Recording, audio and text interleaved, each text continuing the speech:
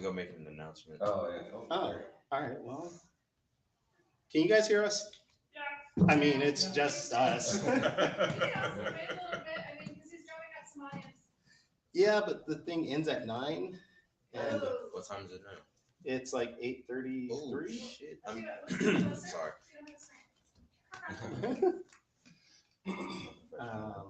I don't know. You guys want to wait a minute? You can do whatever you want. All right, let me just see for. It's your show, my friend. It is. You're right, and we're live. All right. Well, you know what? I'm gonna steal your microphone. Yours. Because. All right. So, wow, this is loud. Thank you, everybody, for being here. My name is Kyrun Silva. I'm from Taurus Comics. You're here for our 8:30 panel, the live broadcast of the Foretales podcast.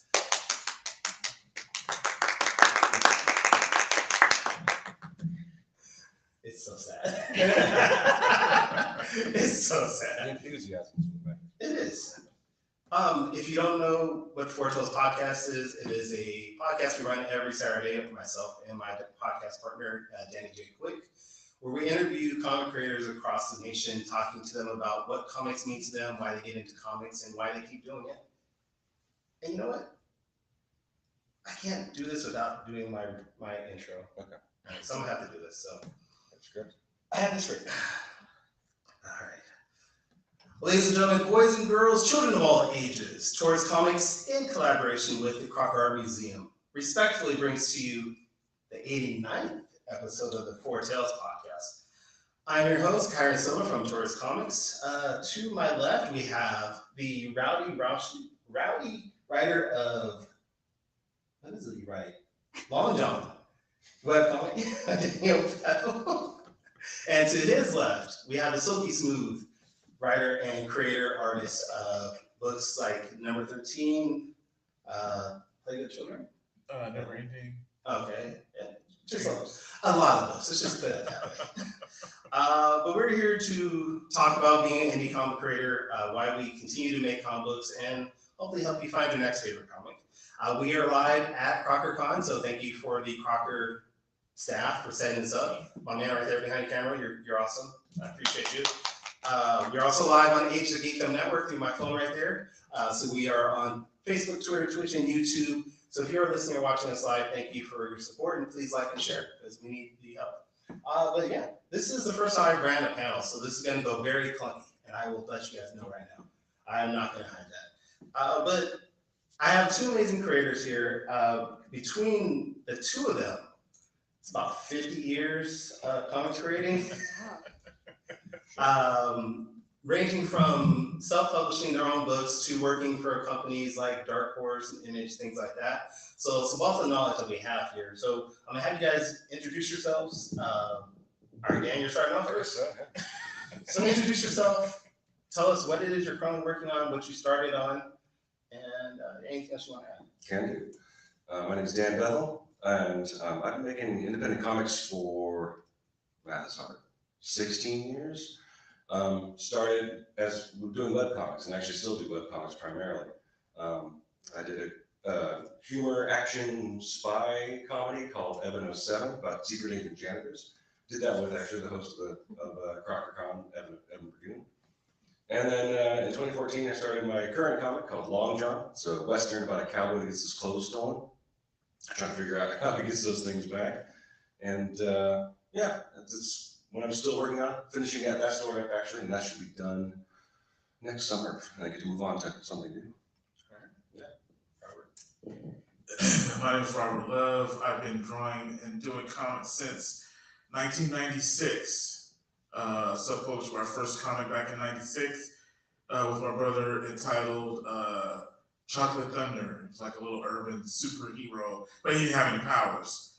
And then from there, in 2000, I did a miniseries with Oni Press, and then 2004 is when Dark Horse picked up two series from me and my brother. One was called Fierce, the other was called Shadow Rock, and then I did several other books with Dark Horse, Number 13, Never Ending, I did an Image book called Alpha Girl from Image, and then my latest book, which was out from Dark Horse, called Children of the Plague. And I'm also working on a graphic novel from Dark Horse right now that is currently being colored. It's called, it is a cross between, best described between It, Stranger Things, and The Thing, like the 1982 movie. And it's called Deep Down and Dark. So that was a really fun book to do. So that's in the middle of being colored. So hopefully that'll be out sometime next year or something like that. That was an extensive list, and that's all the time we have for this. When you have bibliography, man, you have to. Seriously, good. All right, so both of you guys have been making comics for an extensive amount of time. I think longer than half our audience at this point has been alive. What's the biggest difference in when you first started making comics compared to what you're making now? Like, what would be the biggest difference for you guys? Oh, man. I think the biggest difference is experience. In the beginning, when I started making comics, I wanted to make sure, and I still do this now, but on a different level. I just, I was unsure of lines that I was drawing. Mm-hmm. I wasn't as confident in certain lines. Now, I'm very confident in the lines I put out on the sheet. I know what to spend time on and what not to. I know how to cheat. So you have to do a lot of cheating in comics to get the stuff done. So I think the experience level, I think, for me is a big difference. Since I think for me, my entire comics career has been web-based, and so the biggest change for me has been just how the web economy works. Back when I started, it was very ad-based, so you want lots of ads, and then that kind of went away with ad blockers and browsers catching up with the fact that we don't like looking at ads. And so it's what it has created is a much more sort of focused sort of look at or presentation of me. Instead of like, here's my work, click on this ad, read it. It's more like, oh, I'm Dan Bethel, the writer and the artist who's making this weird Western, right? And you should come here because not only do you like the stories I tell, but my creative output is something you want to follow. And it's weird to see the industry, for lack of a better word, with webcomics, sort of turn more creator focused instead of story focused. And that's been kind of fun, but difficult, right? And without ads, it's been harder to make money. But that's a different story for a different day. We're going to get into that. No? Okay. All right, so both of you guys have been making comics for a long period of time here. What drives you to continue making comics? Well, I have myself. Yeah, you're in.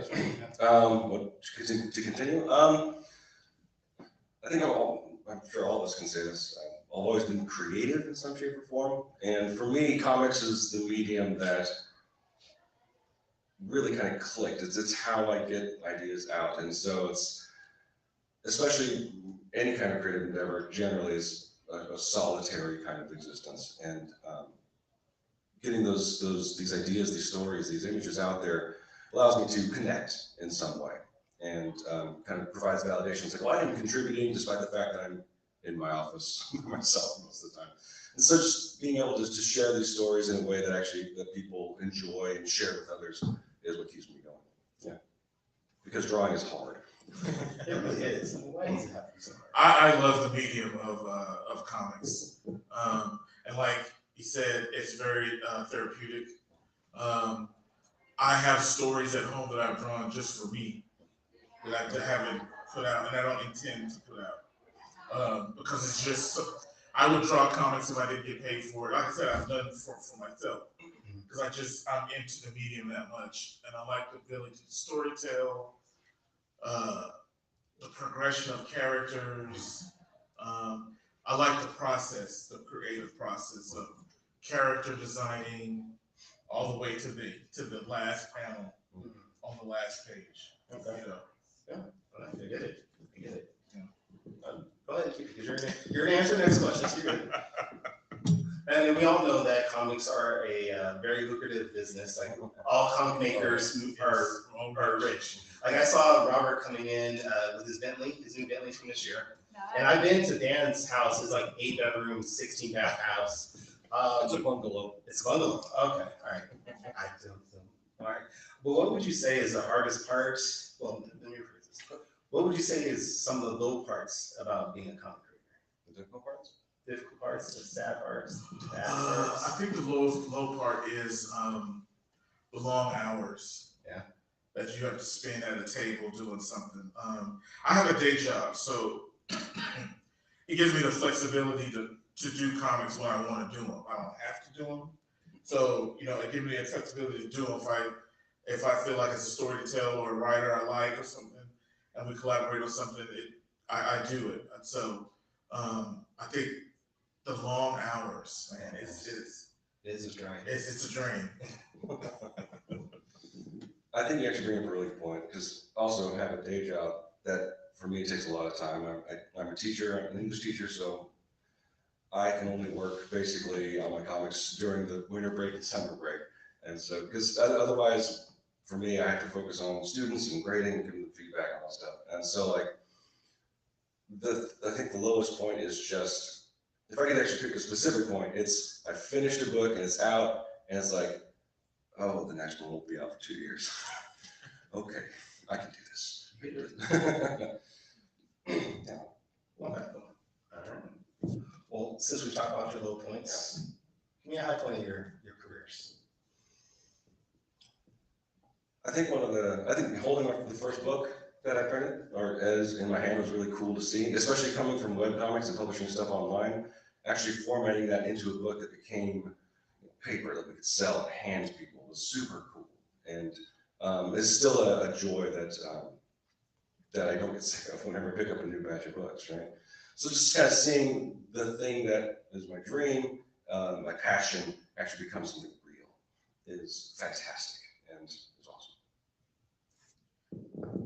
I agree. I think for me, the high point is when the fans or people come by your book and the joy on their faces and the smile on their face and look at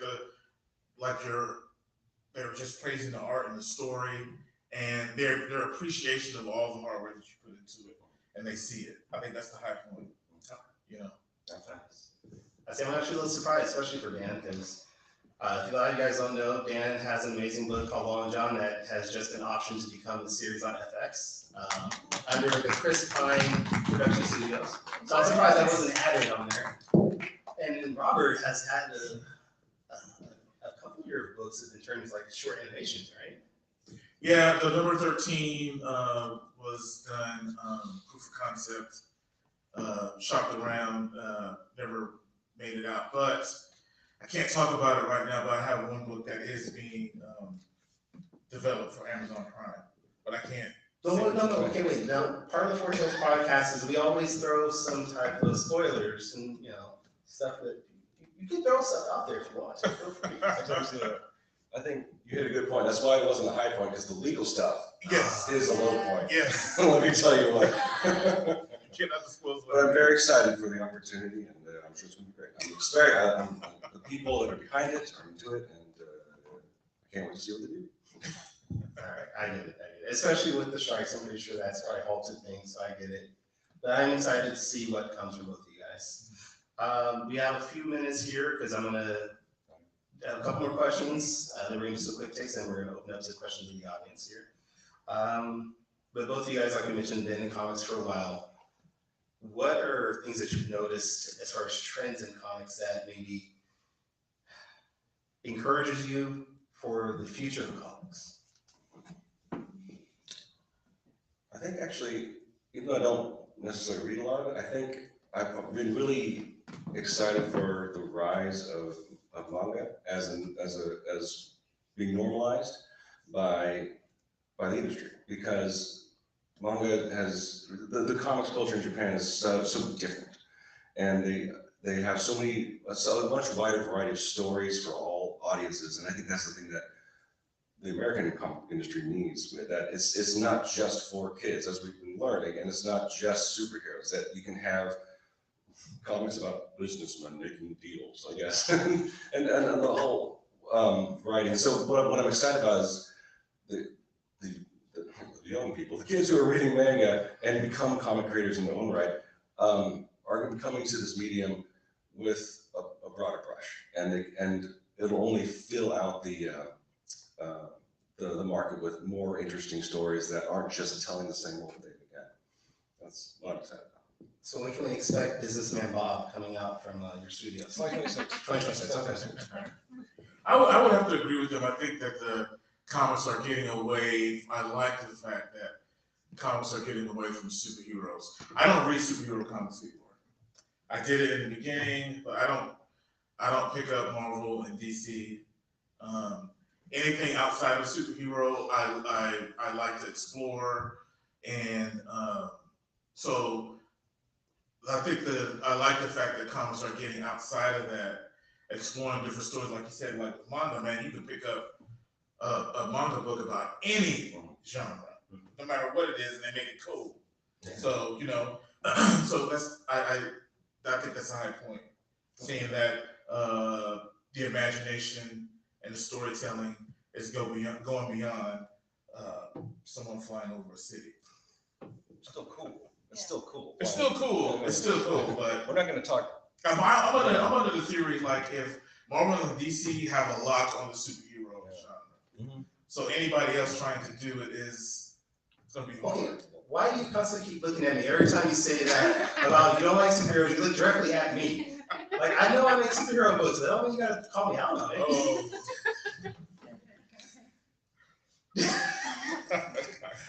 Guys, come on. No? Okay. All right. I'm just saying, you can check out my comic books at georgecomics.com. They're superhero stories, so check them out. Not for sophomore. Pretty soon, actually. All right. You're distracting me, sir. All right. One last I question. can't hide my beauty. Wow. That was not what I was expecting. Last question, then we're going to go with quick takes. Both of you guys mentioned this, that manga is something that especially younger people are really getting into. We've also seen trends that younger people shy away from buying comics. Sure. As an indie creator, do you have any thoughts on the idea of maybe making comics more geared towards younger generations, or something that you're just not seeing what I want to make? So yeah, I'm passionate about this. I think there's too many, in my opinion. There's too many dark books out there. We're talking about that, man. Yeah, where parents come to your table and say, "Hey, what's the age group?" That's the main thing I get. What's the age group of this book? Can they read? So I think that it should be explored more for kids.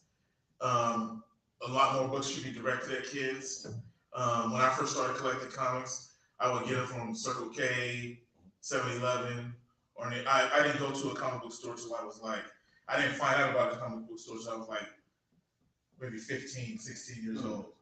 So I didn't buy comics from a comic book store. So access also is a big deal, and how do you introduce kids to comics?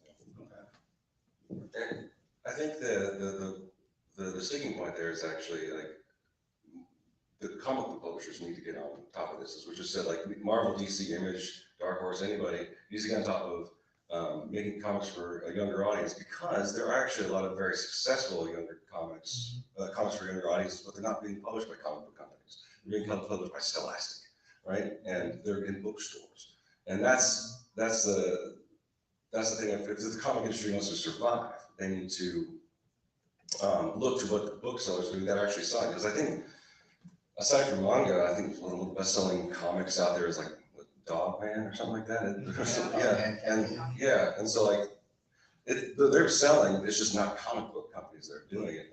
And if they want to survive, aside from breaking out from superheroes, as well as like just aiming towards making books that young people want to buy. Nice. All right, so we only have 5 minutes left. I was going to do a quick take. Well, actually, we'll do one. We're going to do one question for each of you guys. Quick takes is a rapid fire situation where I'm going to ask you guys a question. You're going to have 45 seconds to answer it.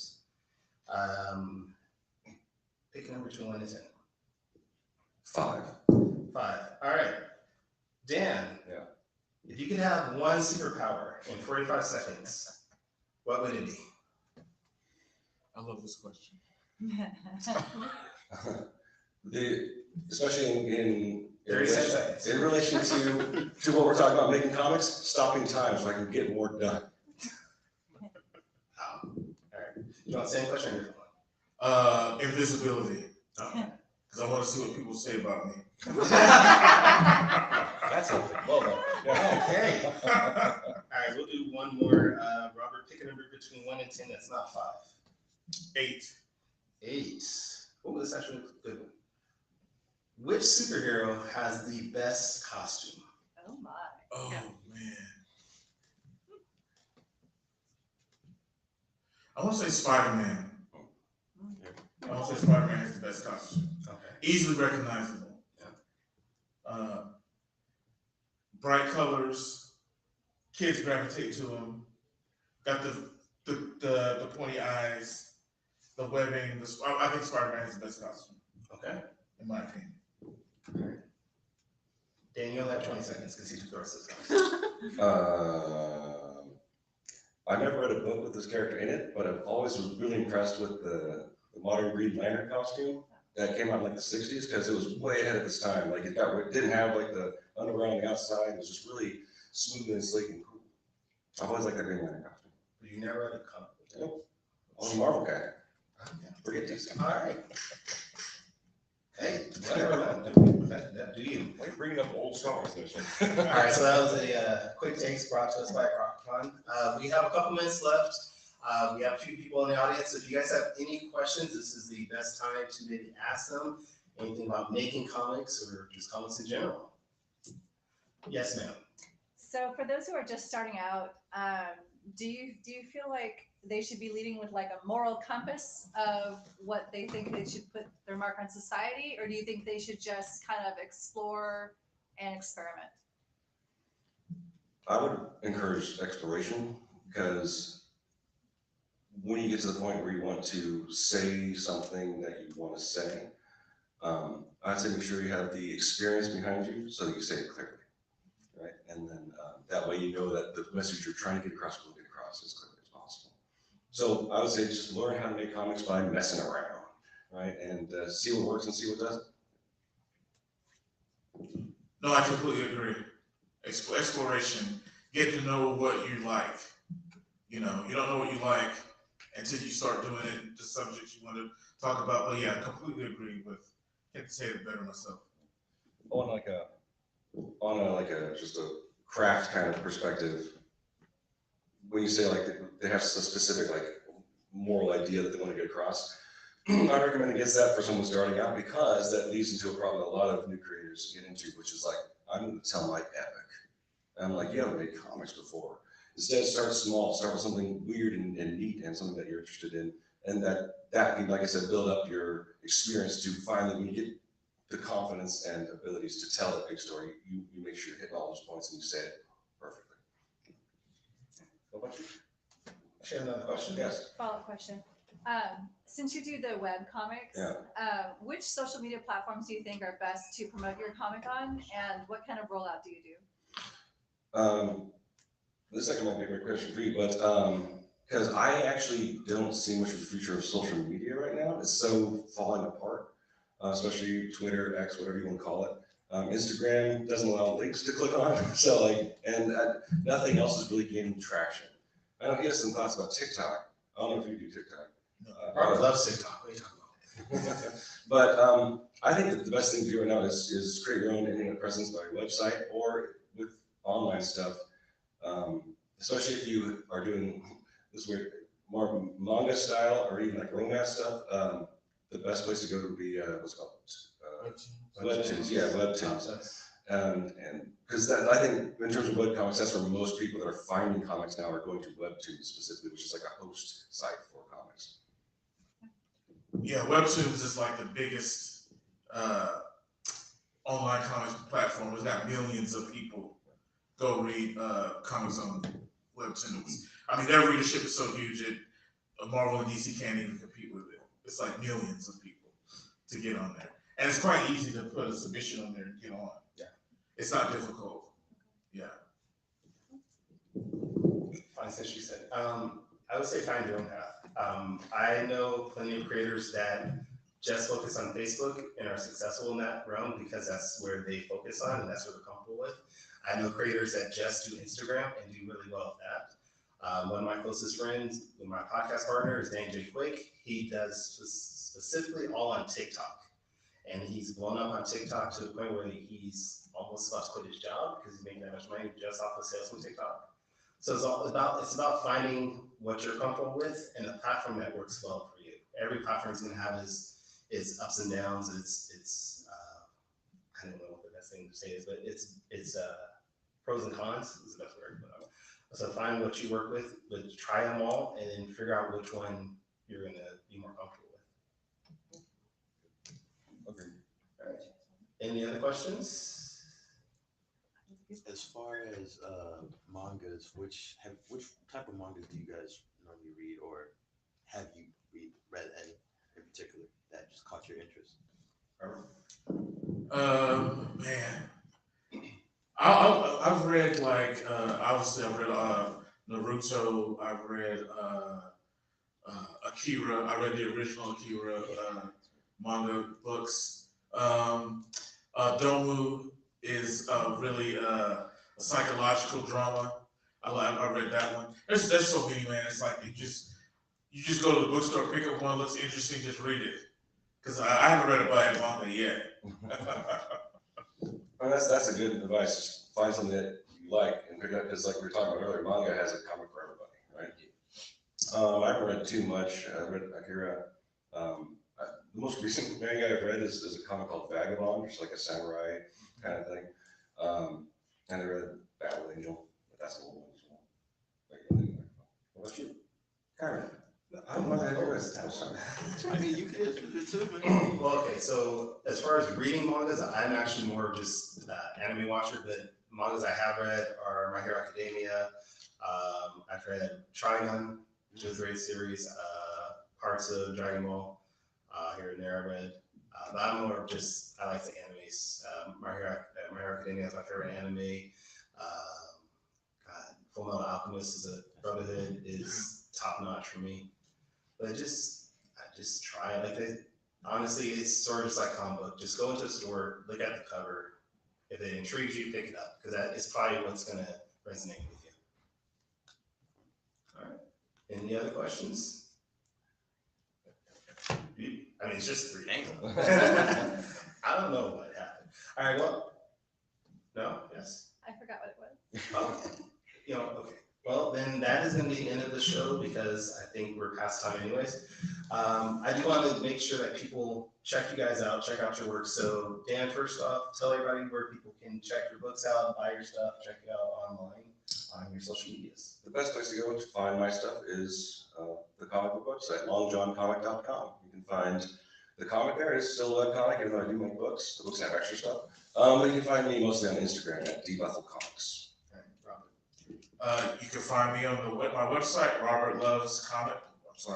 robertlovesart.com, and on Instagram at rlove1971. You should buy Robert Loves Comics. You really should. Yeah, I think I'm gonna do that. I just clicked my head. Why don't I No have one Robert wants to Loves do that. Comics? That's huge. That's it. All right. Well, gentlemen, I appreciate you guys being here. Thank you, audience, for being part of this. Thank you, CrockerCon, for letting me do this. This was a fun thing. If you haven't checked out the Foretales podcast before, you can go back and listen to our previous web episodes at foretalespodcast.com. That's the number 4, TALES podcast.com. If you want to check me out doing this live with someone else, check me out this coming Saturday, 7 a.m. Pacific, 10 a.m. Eastern. We'll have TJ Sterling, writer, on. We're going to be talking about his book, Okamas and Joystick Angels. And you can find my books at choriscomics.com. But until next time, sayonara, goodbye, and please take care of yourselves. I appreciate you guys. Thank you, audience. Thank you guys for coming. Thank you Yes, for thanks for the speaking. great I question. really appreciate it. Really good question.